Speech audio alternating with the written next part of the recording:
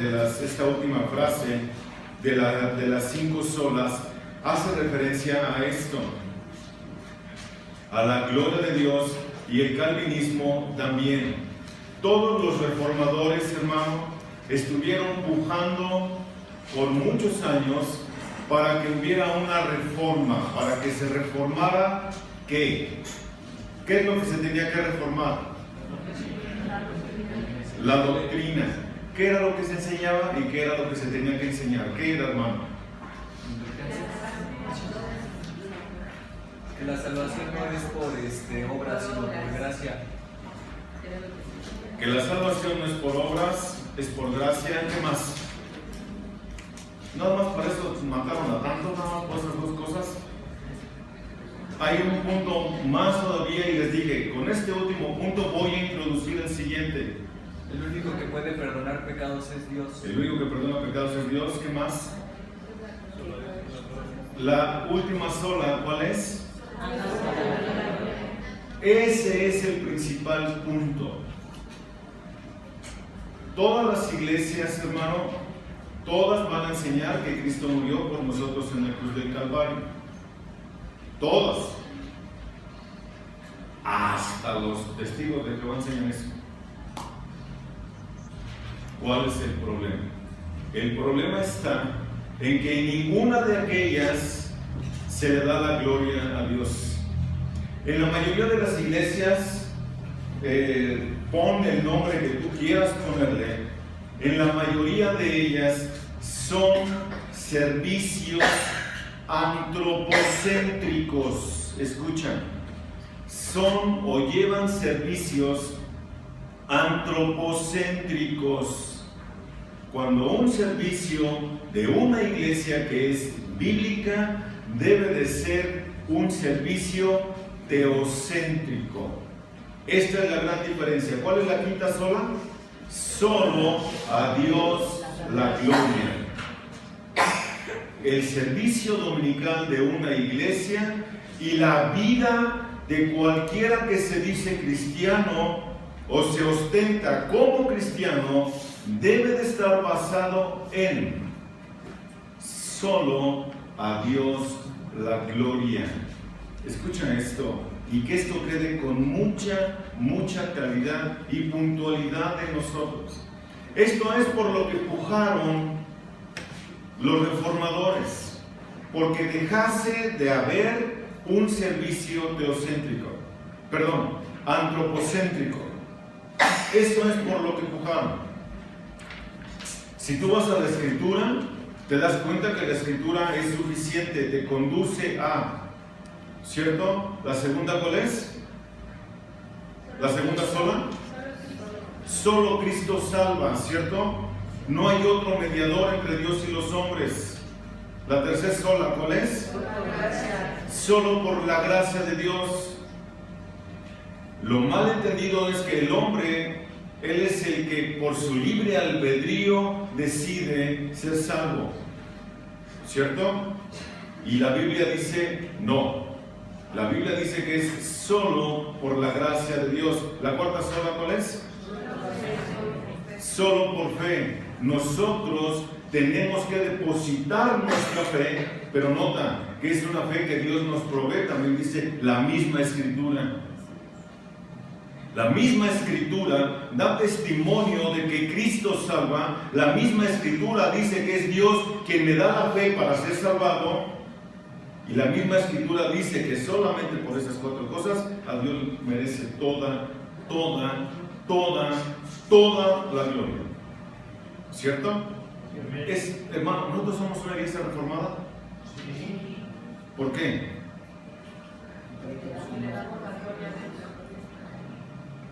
Porque tenemos una doctrina reformada.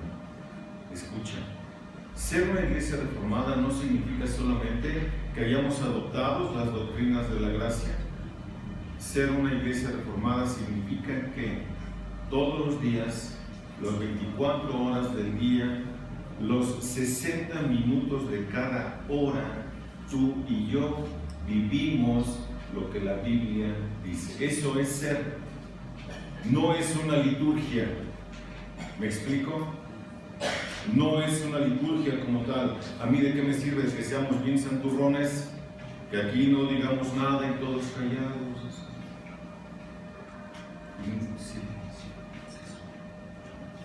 ¿De qué me sirve eso si no se vive? ¿Okay? ¿De qué me serviría? Absolutamente de nada. Difícilmente hay otra palabra que despierte tanta sospecha, desconfianza y aún animosidad entre quienes profesan el cristianismo como la palabra calvinismo. Y sin embargo, el rechazo que brota contra este sistema y contra todos aquellos que lo abrazan y lo predican es un celo que no es conforme a ciencia. Este punto que vamos a estudiar hoy, o voy a tratar de abarcar en los próximos 40 minutos de los 5 puntos calvinistas, y dije, voy a tratar de, porque no les prometo que lo logre hacer.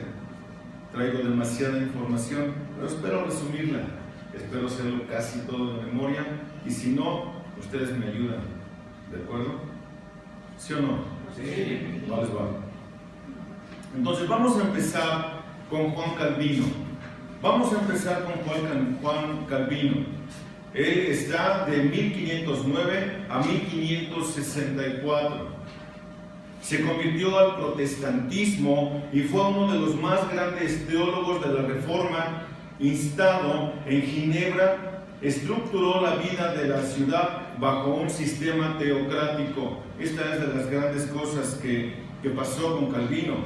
Para exponer sistemas, siguió el orden apostólico, haciendo especial hincapié en los escritos de San Agustín de Hipona. Dicho de otra forma, Juan Calvino fue muy influenciado por los escritos de San Agustín de Hipona. Su pensamiento teológico está plasmado en un libro de la autoría de Juan Calvino llamado Instituto de la Religión Cristiana. Probablemente el libro más influyente de la Reforma Protestante, obra en la cual se exponen los principios enseñados en la Iglesia antes de que sufrieran las corruptas las corruptas enseñanzas de la Iglesia Apostólica y Romana. A la muerte de Calvino, sus enseñanzas fueron seguidas por Teodoro de Beza, profesor de teología en la Academia de Ginebra, quien fue maestro de Jacobo Arminio. Nota los puntos importantes, ¿eh? Teodoro de Beza, profesor de teología en la Academia de Ginebra, quien fue maestro de Jacobo Arminio.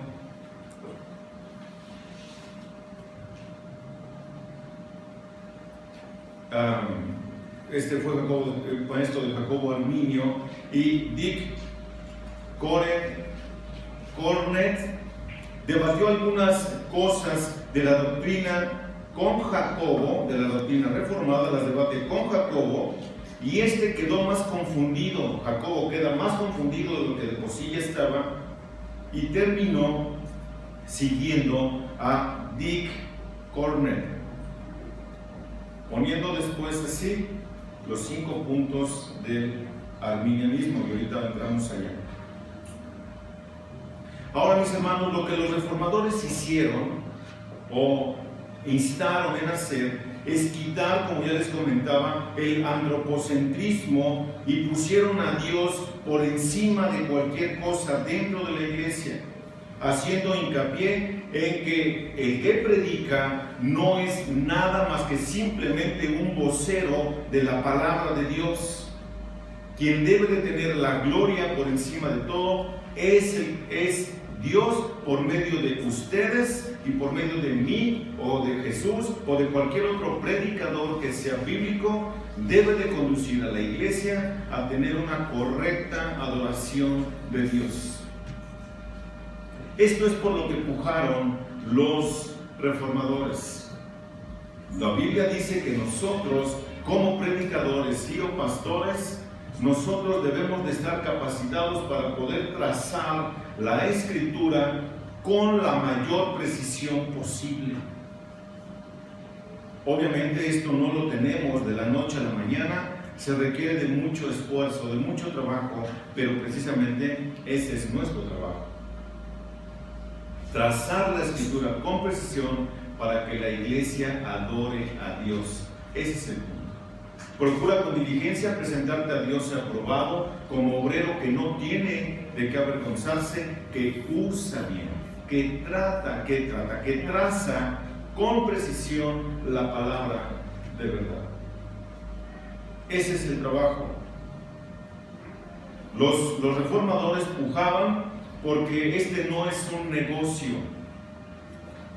Pujaban porque aquí no se venden favores. Pujaban porque el siervo nunca debe de venderse. Nunca debe de venderse ante el favor de nadie. De eso somos responsables. Miguel Núñez dice lo siguiente: el Dios que se predica hoy en la mayoría de las iglesias es un Dios que solo tiene el atributo de amor, pero carece de santidad para irarse por el pecado, para rugir desde los cielos cuando su honor es violado. Es un Dios que no se aira, es un Dios que no tiene santidad y por lo tanto no tiene y no demanda santidad de nadie, pero tampoco salva a nadie.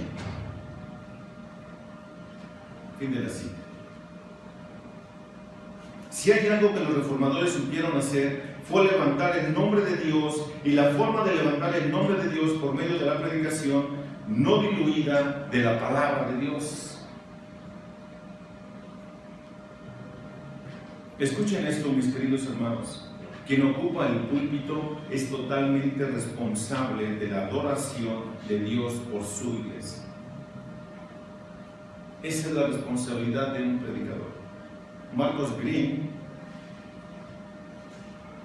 en su libro Evangelismo en la Iglesia Primitiva, dice: es fácil ver un cristianismo pasteurizado, así como la leche que es tratada y embotellada al punto de ser servida al gusto a la mesa de los comensados.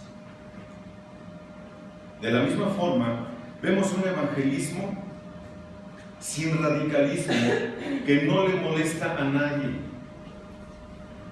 no desafía a nadie, pero escucha, que no transforma a nadie.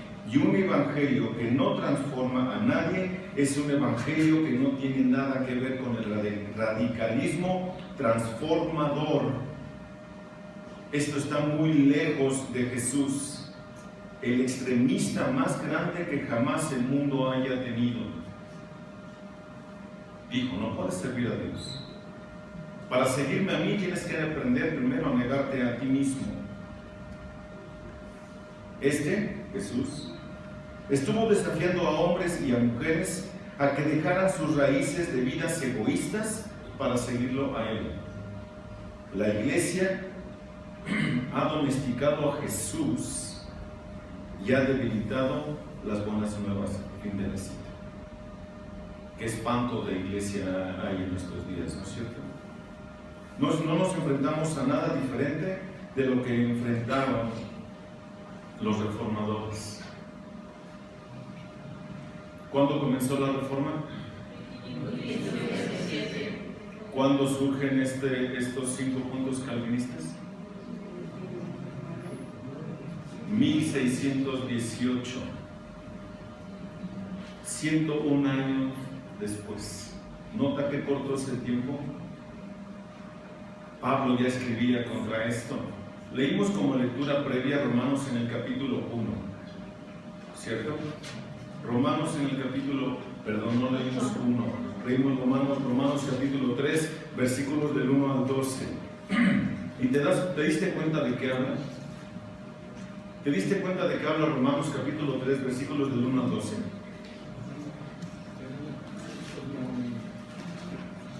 ¿Sí o no, hermano? A ver, díganme de qué habla.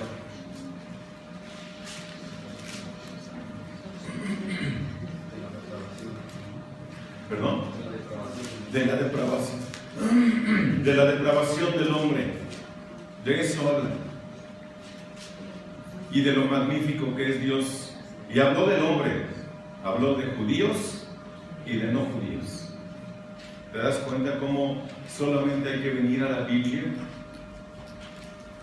Son llamados así los 5 puntos calvinistas por alguna razón. Pero es solamente, hermano, los reformadores instaban a que la iglesia regresara a las Escrituras. Es muy triste poder ver iglesias que le hacen más caso a normas establecidas por hombres dentro de la iglesia que a la propia Escritura. Es muy triste ver a iglesias que están filtrando escucha lo que voy a decir, que están filtrando la Escritura con la psicología, cuando debería de ser al revés.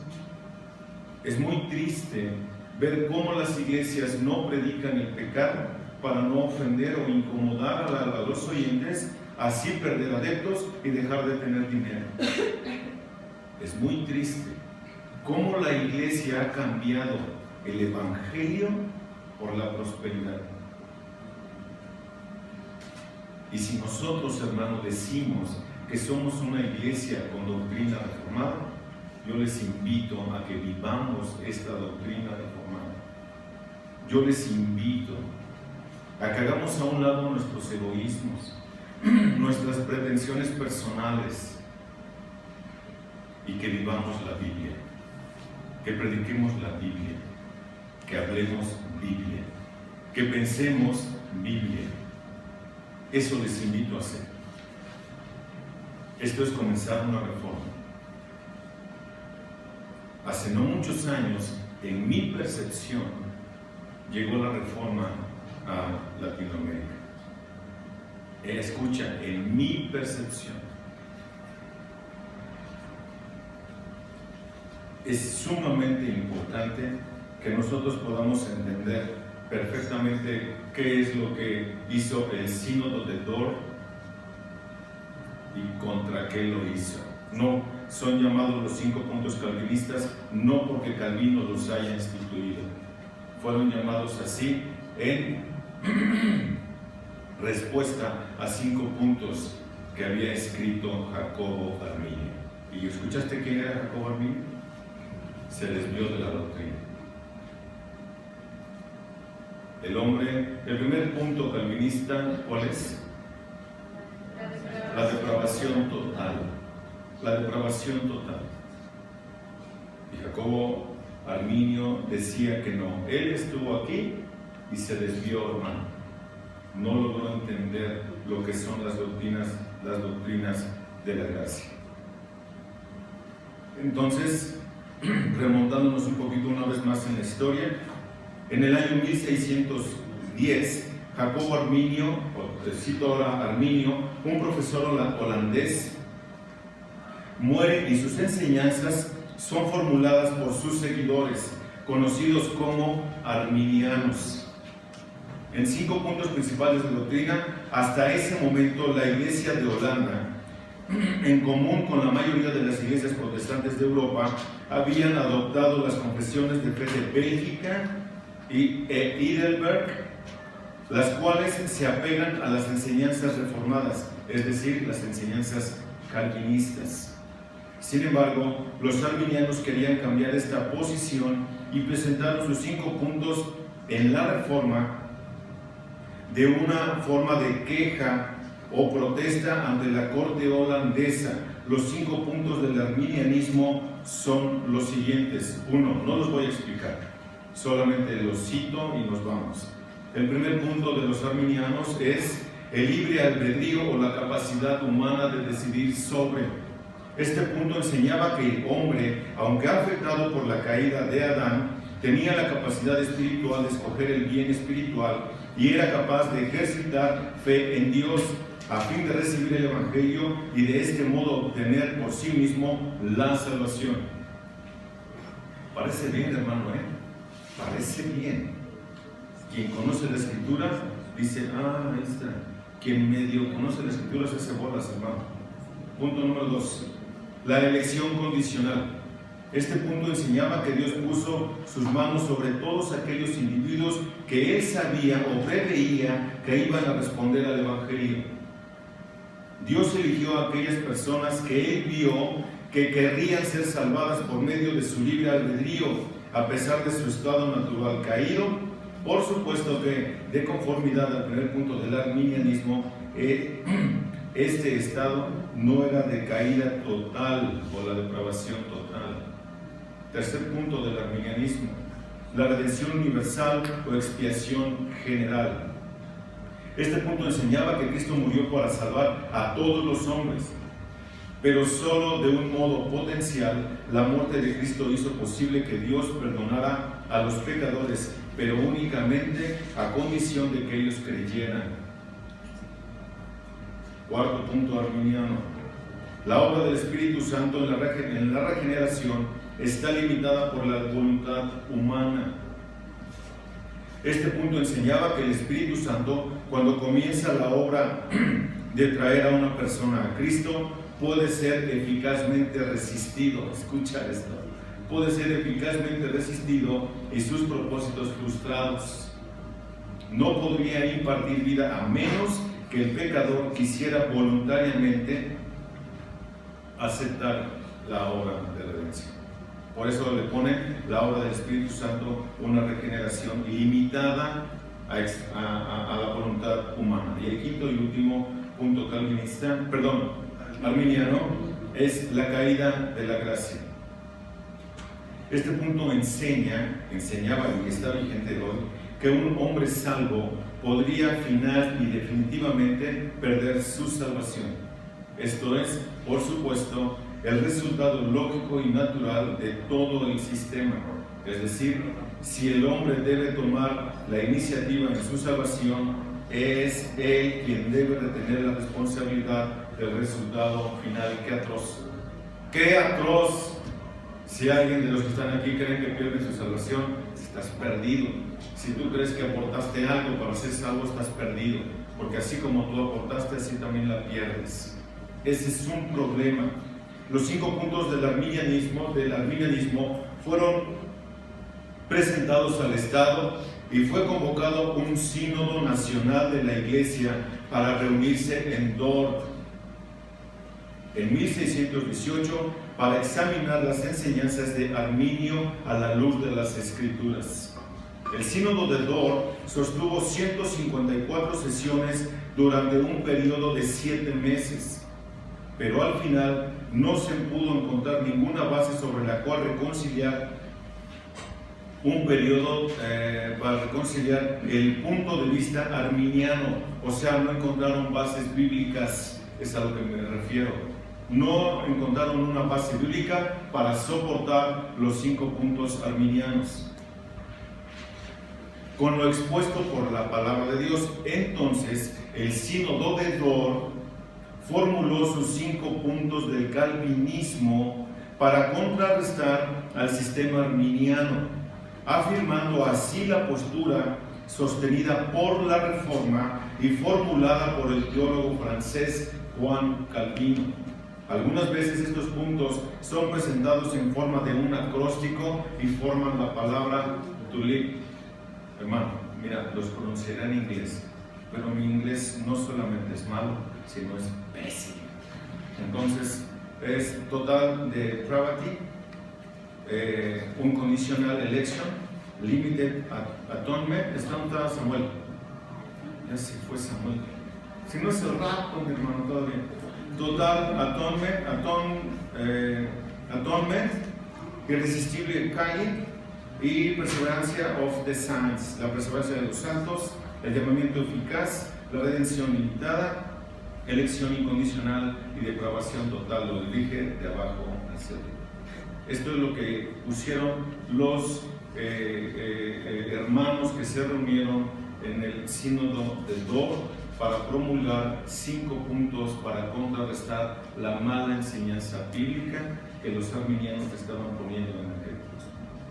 Así que llevo 20 minutos, no creo alcanzar, pero de cualquier forma voy a tratar de exponer los 5 puntos calvinistas en un en un periodo cortito, así que pongan mucha atención y nos vamos de filo, ¿ok? Charles Spurgeon declaró lo siguiente: no es ninguna novedad esto de los 5 puntos calvinistas, entonces lo que estoy predicando no es una nueva doctrina, decía Spurgeon.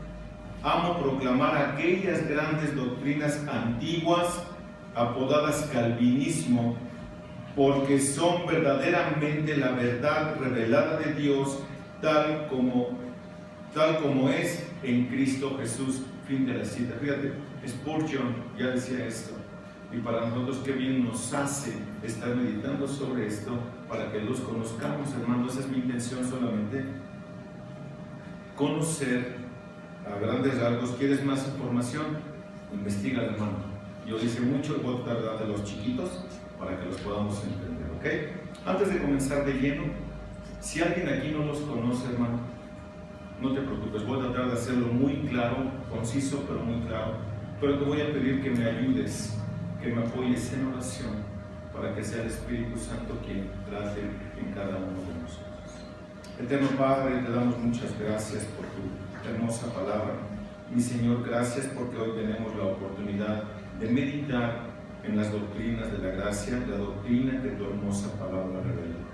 Te queremos rogar en el nombre de nuestro Señor Jesucristo que nos ayudes a poder entender, pero Señor, no solamente necesitamos razonamiento, necesitamos también fe para poder comprender tus verdades, las verdades establecidas en tu hermosa palabra. Mi Dios, ayúdanos, danos fe, dame sabiduría para poder exponer con claridad. Ayúdame en este padecimiento de la dislexia. Padre, sé tú que tu espíritu sea en este siervo torpe que a veces no puede expresarse con claridad.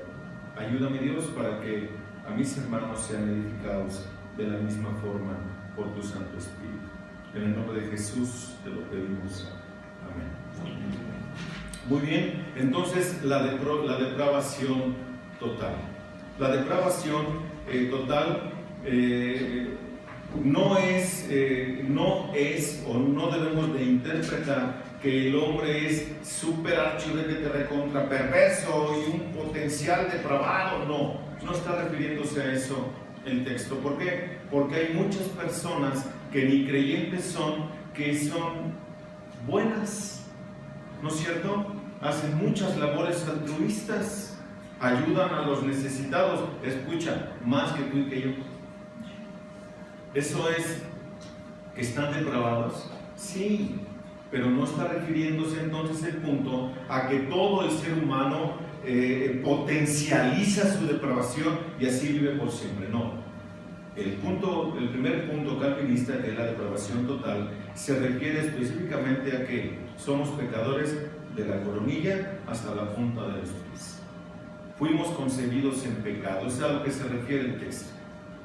Fuimos concebidos en pecado, nuestros padres, un par de pecadores, concibieron a un pecadorcito que después se convirtió en un pecadorzote. Es a lo que se refiere el punto. ¿Sí? Si tenemos puntos de vista diferentes o superficiales acerca del pecado, entonces estaremos sujetos a tener un punto de vista equivocados en relación a los medios necesarios para la salvación del pecador. Hermano, cuando nosotros no hacemos hincapié en el pecado de las personas, escucha esto, nunca va a tener la persona nada de qué arrepentirse. Se va a creer lo suficientemente buena. Por eso, hermano, nosotros nunca debemos de estar predicando desde el púlpito psicología. La psicología no ataca el pecado. La psicología va a culpar a un octavo, noveno antes de ti, para luego decir, ay, pobrecito, por eso es así, hay que entenderlo. La Biblia dice que no. La Biblia dice que el alma que pecare, esa morirá. Fácil, tan sencillo como esto. Qué sensato es escuchar las palabras de J.C. Ryle, uno acaba de morir hace no mucho tiempo, hermano, un buen teólogo. Dijo, hay muy pocos errores y falsas doctrinas, dice, cuyos principios no pueden ser atribuidos a un punto de vista defectuoso acerca de la corrupción de la naturaleza humana. Errores en el diagnóstico de una enfermedad siempre traerán consigo fallas en la administración del remedio. Siempre. ¿De qué sirve que lleguen con Suri con una apendicitis y que les dé una pastilla para la colitis, un omeprazol? ¿De qué va a servir? De nada. De la misma forma, si tú eres pecador, hay que llamarle a las cosas por su nombre. Pecador es pecado, es separado de Dios. Igualmente, conceptos equivocados acerca de la corrupción de la naturaleza humana traen siempre equivocaciones acerca del gran antídoto y cura de la corrupción. Siempre. Por eso debemos de saber cómo las Escrituras enseñan y declaran el estado natural del ser humano, que tiene una depravación total y por lo tanto hay una incapacidad total por parte del hombre para ganar o para contribuir a su salvación. El hombre está incapacitado para poder aportar algo para su salvación, ¿cierto? Esto enseña la Biblia y hay muchos textos. Voy a citar solamente algunos, hermanos. La Biblia está repleta de eso. Voy a citar solamente algunos. La Biblia entonces enfatiza que el hombre está muerto en delitos y pecados, ¿cierto? Y si un muerto está muerto, ¿cómo va a poder salvarse a sí mismo? ¿Te das cuenta cómo está muerto? Y dice en qué y cómo. En delitos y pecados. No, sí, podemos citar un texto del Antiguo Testamento, un texto que me súper encanta. Jeremías en el capítulo 13, versículo 23. ¿Mudará el etíope su piel? Dice la versión, ella tiene una Biblia que este versículo lo dice muy puntual. Es la Reina Valera 2000, creo, la versión que ella trae, o 2009, algo así. Pero dice, ¿podrá el negro arrancarse el pellejo? La respuesta es no. Esa también dice así, hermana. ¿Le puedo dar lectura, por favor, completo? Mudará el negro su pellejo y el leopardo sus manchas, así también podréis vosotros hacer bien, estando habituados a hacer el mal. Gracias, hermano. ¿Te das cuenta? Ve lo que está diciendo. ¿Puede el negro arrancarse el pellejo y dejar de ser negro? Es ilógico, se muere en el intento, compadre. ¿Sí o no? ¿El leopardo puede dejar de tener sus manchitas, casi como está todo moteadito? No. Así el hombre que está acostumbrado a hacer el mal, ¿puede hacer el bien? No. ¿Te das cuenta? Entonces la Biblia dice puntualmente que el hombre no puede aportar nada a su salvación. El hombre está muerto. Y dice, como el pecado entró en el mundo por un hombre y por el pecado la muerte, así la muerte pasó a todos los hombres, por cuanto todos pecaron, todos están muertos. ¿Cierto? Esta cita que diga Romanos capítulo 5, versículo 12. El hombre es esclavo, también lo declara la Escritura con mucha precisión. Por eso dice la segunda carta a Timoteo en el capítulo 2, versículos 25 y 26, dice que con mansedumbre corrija a los que se oponen, por si quizá Dios les conceda que se arrepientan para conocer la verdad y escapen del lazo del diablo. Escucha, escapen del lazo del diablo, en quienes están cautivos, la voluntad de él, están cautivos, son esclavos del diablo, están esclavos al pecado. ¿Cómo van a poder si él es su amo y señor? ¿No dice eso también el apóstol Pablo en Efesios en el capítulo 2, versículos del 1 al 3? No solo eso, hermano, también la Biblia declara entonces que el hombre, o los hombres y las mujeres también, para que no digan, nunca mencionó las mujeres, también hay más incluidas, se están ciegos y sordos. Ciegos y sordos. Marcos en el capítulo 4, versículos 11 y 12, cito, y les dijo, a vosotros os es dado saber el misterio del reino de Dios, mas a los que están fuera, por parábolas todas las cosas, para que viendo no vean, y oyendo no escuchen, ni entiendan. Ok. Así, esa es la condición, no entienden. Por más que quieren, no pueden. ¿Cuántas veces no hemos escuchado personas que dicen, pues yo leo la Biblia y no le entiendo ni jota? ¿No es cierto? La Biblia también afirma que el hombre natural no regenerado carece de entendimiento espiritual. Esto enseña la Biblia en la primera carta a los Corintios, en el capítulo 2, versículo 14. Pero el hombre natural no percibe las cosas que son del Espíritu de Dios, porque para él son locura y no las puede entender porque se han de discernir espiritualmente. La Biblia también afirma entonces que el hombre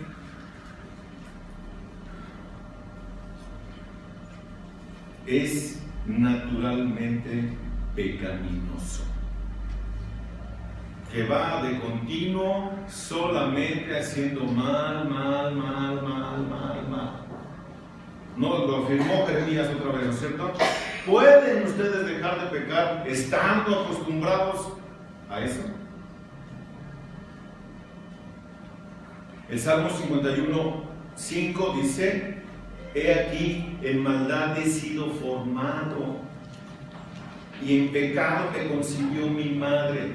O sea, el texto no está haciendo énfasis en el pecado de la madre. El énfasis está haciendo, lo dije mal, el texto está haciendo énfasis en el pecado heredado desde el vientre de nuestra madre. Eso es lo que dice el texto. Génesis en el capítulo 6, versículo 5, dice: y vio Jehová que la maldad de los hombres era mucha en la tierra, y que todo designio de los pensamientos del corazón de ellos era de continuo solamente el mal. Esto dice la Biblia acerca de la condición del hombre. ¿Qué puede aportar este para ser salvo? ¿Qué puede aportar? Lo dijo Mauricio al principio de las alabanzas: su pecado. No hay otra cosa que este pueda aportar. Este es entonces el estado natural del hombre. Por tanto, debemos preguntarnos ahora, hermano, ¿pueden los muertos resucitarse a sí mismos? ¿Pueden los esclavos librarse a sí mismos? ¿Pueden los ciegos darse la vista a sí mismos y los sordos el oído? ¿Pueden los que carecen de entendimiento espiritual enseñarse a sí mismos? ¿Pueden los que están inclinados naturalmente al pecado cambiarse a sí mismos? Ciertamente no pueden. ¿Quién hará limpio al inmundo? Dice la misma escritura en Job, en el capítulo 14, versículo 4. La respuesta es nada. Hablando humanamente. El texto está hablando humanamente. Porque por supuesto que hay una resolución a todo esto. La condición del hombre es que él es pecador. Acabamos con el punto número 1. Y si el hombre es pecador, necesita entonces una elección soberana, una elección incondicional. Segundo punto de los así llamados los 5 puntos calvinistas. Elección incondicional. Nuestro rechazo o aceptación de la verdad bíblica que enseña que la condición del hombre por naturaleza es la depravación total, determinará en gran medida nuestra actitud hacia el siguiente punto, que es la elección incondicional. Es correctamente expuesta en la Confesión Bautista de Fe de 1689, la cual cito: la elección incondicional es también sostenida casi en términos idénticos. La Confesión de Fe de Westminster, en los 39 artículos de la Iglesia de Inglaterra y en las principales confesiones de casi toda la Iglesia que tienen raíces históricas, aquellos de la humanidad que están predestinados para vida, dice la Confesión Bautista. Dios, antes de la fundación del mundo, según su propósito eterno e inmutable y el consejo secreto y el beneplácito de su voluntad, los escogió en Cristo para gloria eterna, meramente por su libre gracia y amor, sin que sin que le moviera a ello ninguna cosa o criatura como condición o causa. Esto está de la Confesión Bautista en el capítulo 3, artículo 5. Por si alguien la tiene y quiere leerla o quiere bajarla de www.iglesiareformada.org y le das ahí Confesión Bautista y ahí te la despliega, es totalmente gratuita. La doctrina de la elección incondicional se desprende en forma natural y lógica de la doctrina de la depravación total, es decir, si el hombre está de hecho muerto, cautivo en el pecado, ciego, sordo y sin entendimiento espiritual, entonces el remedio para solucionar toda esa condición debe de encontrarse fuera de sí mismo, ¿cierto? ¿Por qué? Porque está muerto. No puede salvarse a sí mismo. Y esto es en Dios solamente. Es Dios quien puede salvarnos, no depende del que quiere ni del que corre, sino de quien Dios tiene misericordia. Dios no está obligado a salvar a nadie, por cuanto todos pecaron y están destituidos de la gloria de Dios. Todos pecaron y están destituidos de la gloria de Dios, ¿cierto? Entonces, podemos checar algunos pasajes solamente, hermanos, como Juan en el capítulo 15, versículo 16, que dice: no me elegisteis vosotros a mí, sino que yo os elegí a vosotros. Nota, el texto es sumamente claro. ¿Cómo podemos traducir esto?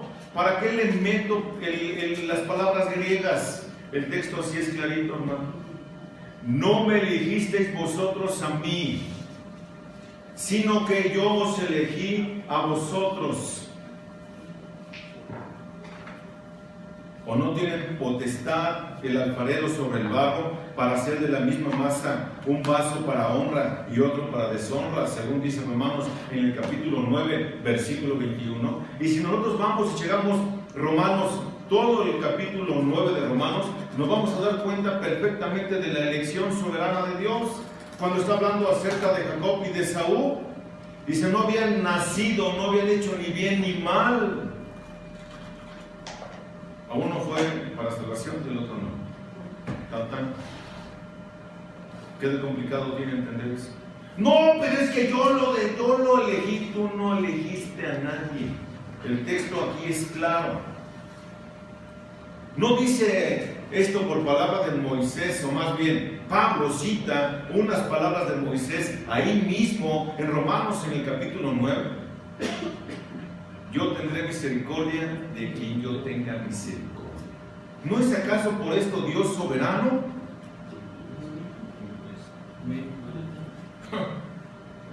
Si hay algo que nos cuesta trabajo entender a nosotros los simples mortales, es la soberanía de Dios. Si Dios es soberano, no tienen un diálogo allá entre Dios y Jacob, y no le va de la patada a Job cuando le dice: a ver, Jobito, Te quiero mucho porque no había otro como tú sobre la faz de la tierra, pero como que te me andas desviando, Jobito. A ver, Job, cuando yo estaba haciendo todo, ¿dónde estabas tú?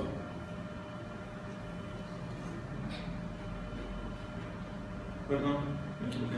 Hermano, ¿ok?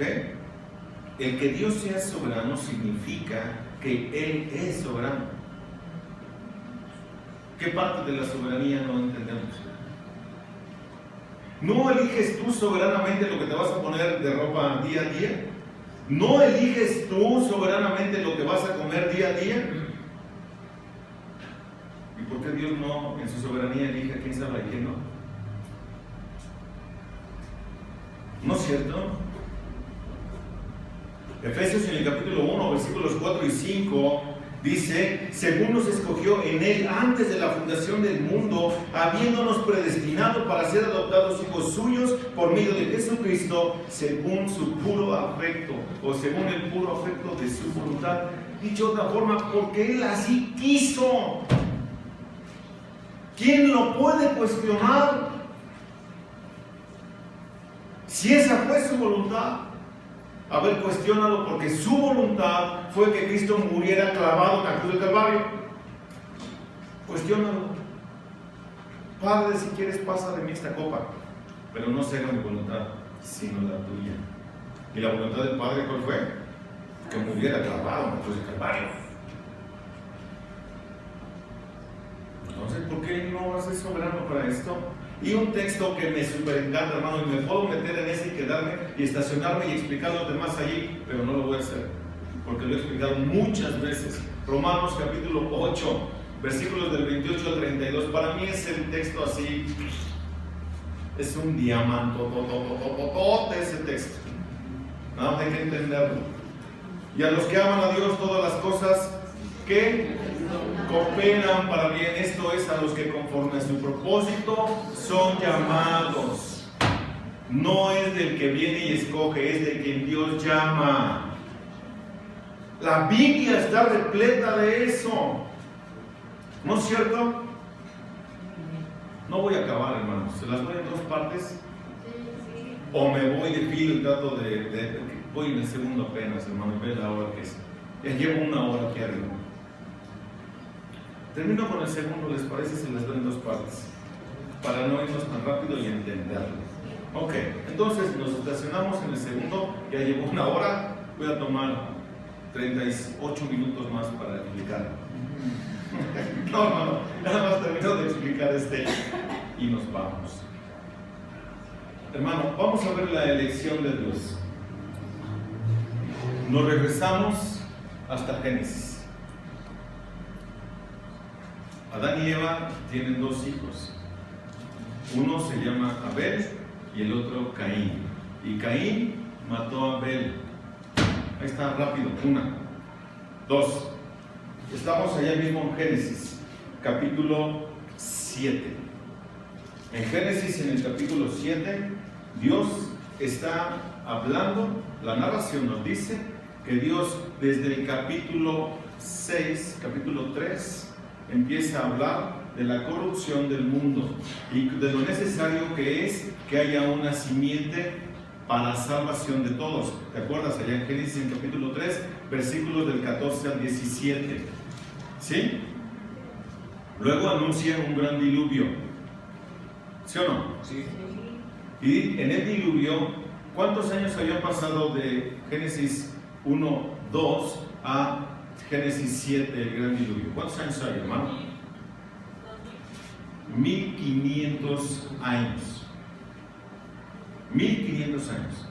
Hermanos, si van del Señor Jesucristo acá 2000 años, 2017 años, te voy a conceder 6, 7 años más por el error de fecha que tuvo José Foya.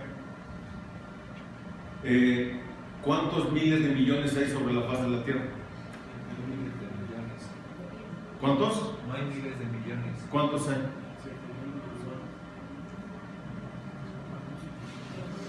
6.000 años. ¿Cuántos millones de habitantes hay en la tierra? ¿Cuántos millones de habitantes hay sobre la faz de la tierra? Cuando tú no sepas algo, hermano, hoy hay una cosa llamada Google que está en tu teléfono. Y ahí le pones, ¿cuántos habitantes tiene? Rápido, hermano, que no nos gane la ignorancia. Ahí está, hermano. ¿Cuántos pudieron haber de Génesis 1, 2 a Génesis 7? Casi igual. ¿A cuántos salvaron? 8. Y la elección soberana de Dios no existe. ¿O sí? Sí. Fue un diluvio universal. ¿Sí o no? Sí.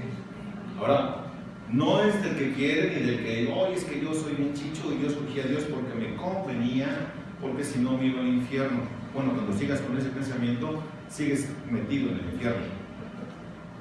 Romanos capítulo 8 dice, y sabemos que a los que aman a Dios, todas las cosas cooperan para bien. Esto es, a los que conforme a su propósito han sido llamados. El propósito de Dios es el decreto de Dios, lo que Dios soberanamente dijo. Dios los llamó, no es del que quiere venir, es de quien Dios llama. Porque a los que de antemano conoció, también los predestinó. El prefijo pre es ir adelante de. Dios preparó tu destino porque Él te escogió desde antes de que tú existieras, antes de que yo existiera, antes de que el mundo fuese creado. Tú y yo fuimos elegidos, escucha, elegidos por Dios para salvación, cuando en el tiempo en el que Él lo destinó. Él preparó tu destino y el mío. No dice Efesios en el capítulo 2, verso 4, con el gran amor con que nos amó. Está hablando tiempo pasado, antes de la fundación del mundo. Está cuando nacimos, cuando pecamos y cuando somos salvados, y a partir de entonces nos amó y nos salvó. En ese texto están las tres etapas. También nos predestinó a ser hechos. Ahora tú y yo tenemos que llegar a ser hechos conforme a la imagen de su Hijo, para que Él sea el primogénito entre muchos hermanos. Y a los que predestinó también llamó, y a los que llamó a estos también justificó, y a los que justificó a estos también glorificó. ¿Ok? Entonces Dios nos escoge, nos predestinó, ahí está clarito. La presencia de Dios es descrita en las Escrituras en conexión con las personas y no con ninguna acción que la gente haya realizado. Todo depende absolutamente de Dios. En Amós, en el capítulo 3, versículo 2, dice, cito, porque a los que antes conoció y otra vez Dios habla de este modo a través de Amós, a vosotros solamente he conocido de todas las familias de la tierra. Ahí está la elección de Dios. Es útil discernir que Dios nos eligió debido a que Él vio algo que nosotros haríamos, es decir, aceptar a su Hijo.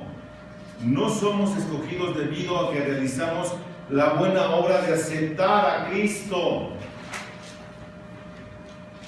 No somos elegidos debido a que realizamos la buena obra de aceptar a Cristo. Hermano, ¿ustedes aman a Dios? ¿Sí o no? Sí. ¿A causa de qué? Nada más por eso. Ahora pregunta, hermano. Si Él no nos hubiera amado, nosotros no lo amaríamos. ¿Por qué?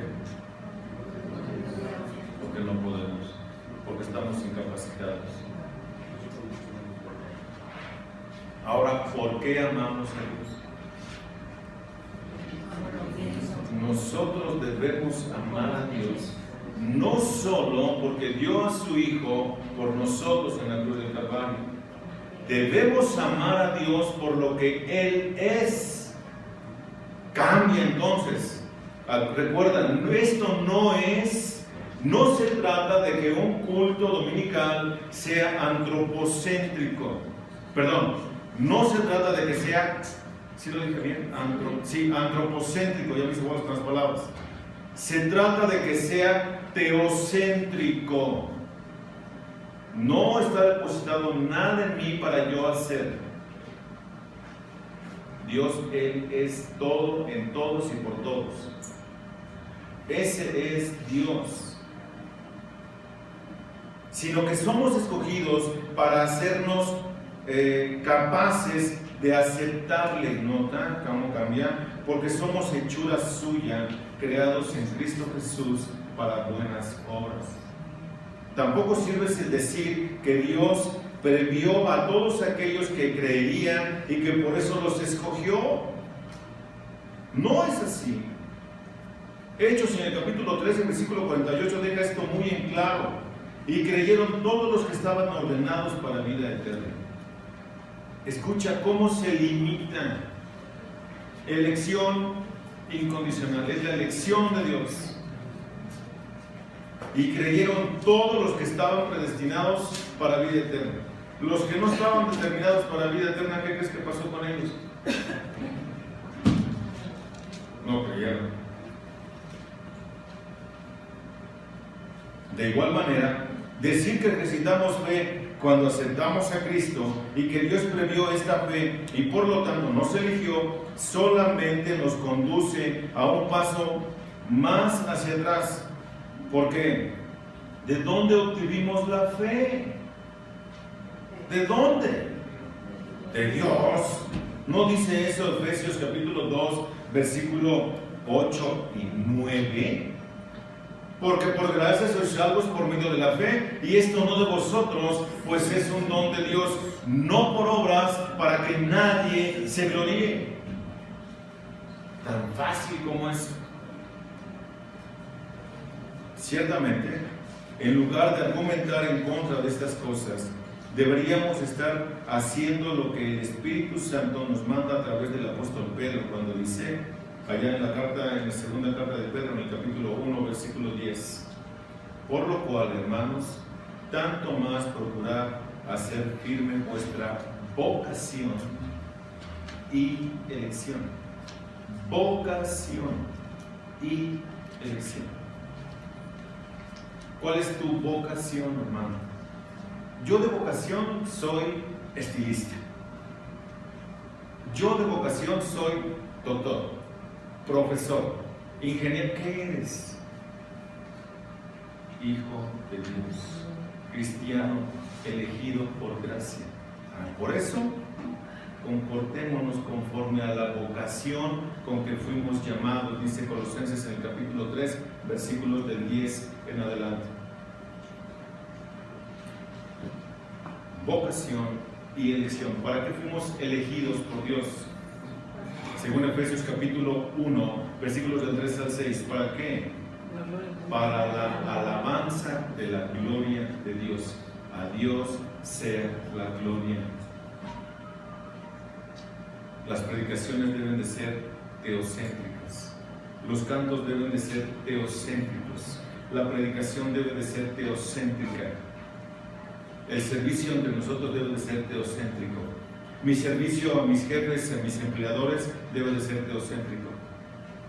El amor a mi esposa debe de ser teocéntrico. El amor y provisión para mis hijos debe de ser teocéntrico. El que yo vaya bien en la escuela debe de ser teocéntrico. El que yo maneje bien debe de ser teocéntrico. Cuando nosotros no nos comportamos así, no digamos que somos hijos de Dios. Ponemos en vergüenza el nombre de Dios. ¿No es cierto? Hay una promesa en el Salmo 23. Dice que Él es así y va a ser así con nosotros. Dice, por amor de su nombre. Solo por eso Dios es fiel. Es Dios fiel a sí mismo y nosotros nos vemos beneficiados por eso.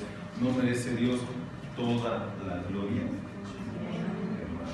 Hasta ahí dejamos el punto número 2 y continuamos dentro de 15 días. Vamos a orar. Bendito Padre, Dios eterno, te damos muchas gracias por tu palabra, Señor. A nosotros nos hace muy bien el poder estar meditando una vez más en ella.